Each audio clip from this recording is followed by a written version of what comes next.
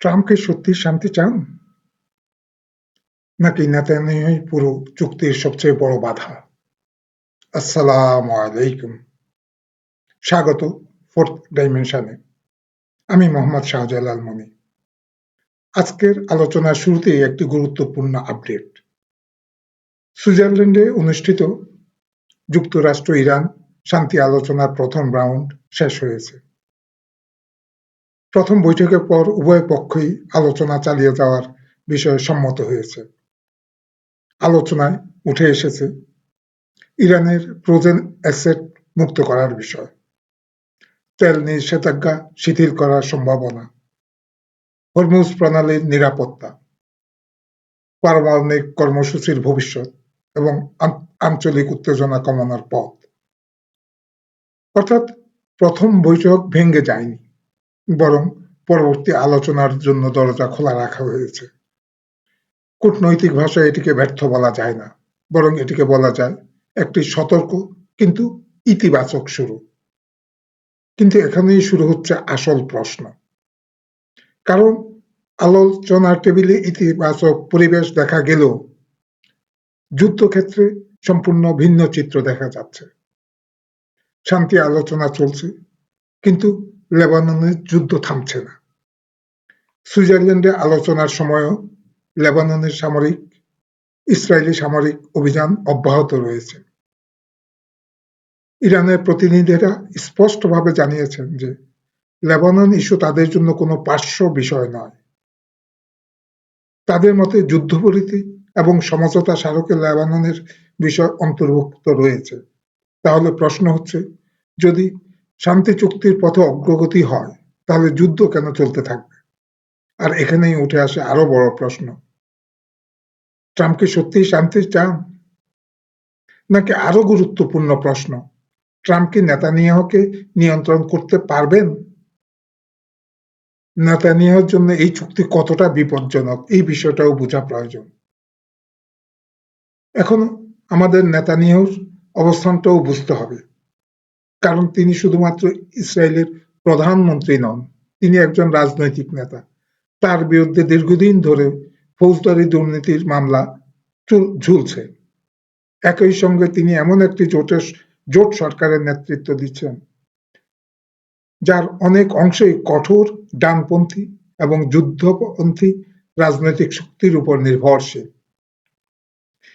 এই অবস্থায় যদি যুক্তরাষ্ট্র ইরান সমঝোতা সফল হয়, যদি লেবাননে সামরিক অভিযান সীমিত হয়, যদি ইরানের বিরুদ্ধে সরাসরি সামরিক চাপ কমে যায়, যদি যুদ্ধের পরবর্তী কূটনীতি সামনে আসে, তাহলে সবচেয়ে বেশি রাজনৈতিক চাপের মুখে কে পড়তে পারেন? নেতানিয়াহু নিজেই।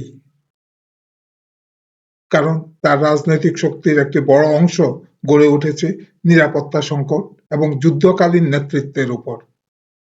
অনেক বিশ্লেষকের মতে যুদ্ধ পরবর্তী বাস্তবতার জন্য রাজনৈতিকভাবে অত্যন্ত কঠিন হতে পারে তার জন্য।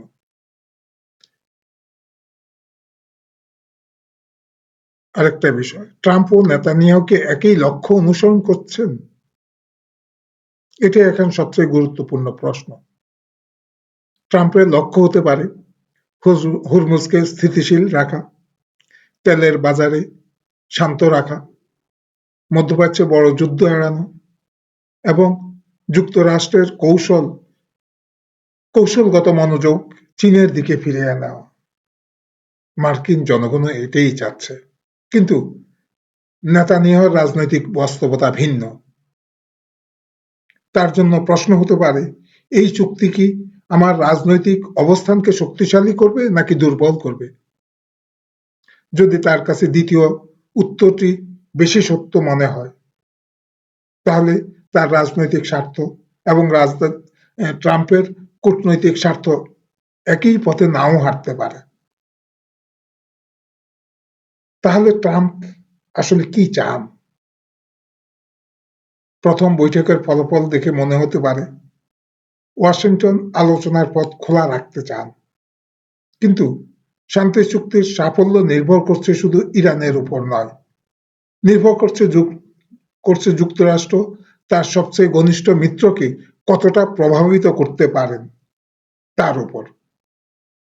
কারণ আজকের সবচেয়ে বড় প্রশ্ন ইরানকে নিয়ে নয়, প্রশ্ন হলো ট্রাম্প কি এমন একটি চুক্তি বাস্তবায়ন করতে পারবেন যা নেতানিয়াহুর রাজনৈতিক হিসাবের সঙ্গে সাংঘর্ষিক?